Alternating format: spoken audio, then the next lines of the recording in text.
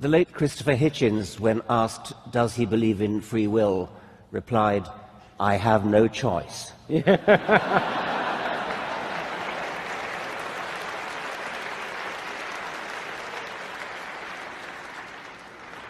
It's a question that I dread, actually, because I don't have a very well thought out view about it.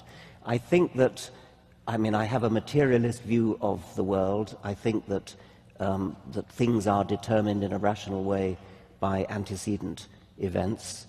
And so that commits me to the view that when I think I have free will, when I think that I'm exercising free choice, I'm deluding myself.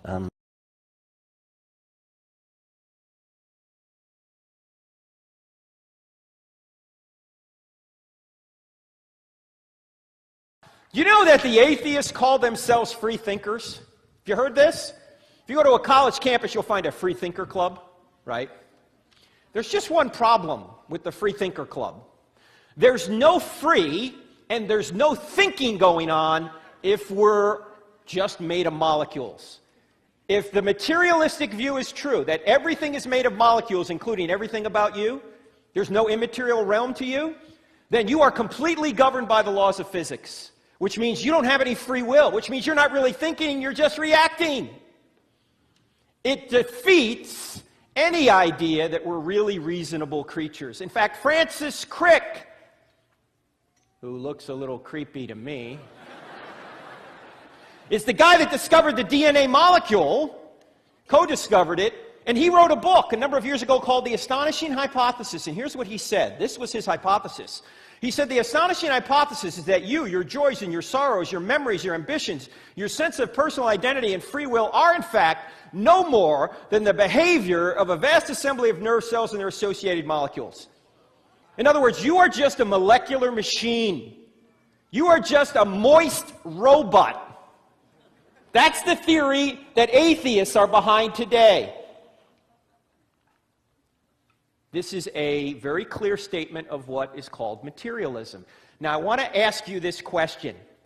Imagine if Crick hadn't written this in his book, but he had written this in his book. Imagine if he had said, the astonishing hypothesis is that my scientific conclusions that I write in this book are, in fact, no more than the behavior of a vast assembly of nerve cells and their associated molecules. Would anybody believe him? In fact, let's put it this way. For those of you who were here on Friday night, we did this a little bit. We talked about self-defeating statements. You guys remember the self-defeating statements? Like if somebody says there is no truth, you'll say, is that true? Right?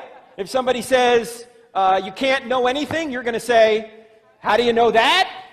If somebody says there are no absolutes, you're going to say, are you absolutely sure? If somebody says I can't speak a word in English, you're going to say, didn't you just say that in English? You see, these are all self-defeating statements. Well, this is a self-defeating statement, too, to say if you're just a molecular machine, then why should I believe anything you think? Because you're not really thinking, you're just reacting. Your thoughts are all resulting from the laws of physics. So, if Crick were to, this is self-defeating, if Crick were to come around and say, my thoughts are completely determined, or determined completely by the non-rational laws of physics, what question would you ask him? I would ask him, then, why should I believe anything you say? Why should I believe that or anything you say? Because if you're just a molecular machine, you're not thinking. There is no free, there is no thinking going on. Everything is just the result of the laws of physics, and you have no control over it. In fact, this guy was an evolutionist who got it. He put it this way. He said, if my mental processes are determined wholly by the motions of atoms in my brain, I have no reason to suppose that my beliefs are true, and hence I have no reason for supposing my brain is to be composed of atoms. Or I have no reason to believe atheism's true or anything else I think, because every thought I have is the result of the laws of physics. Do you see the problem with materialism? But this is what atheists believe today.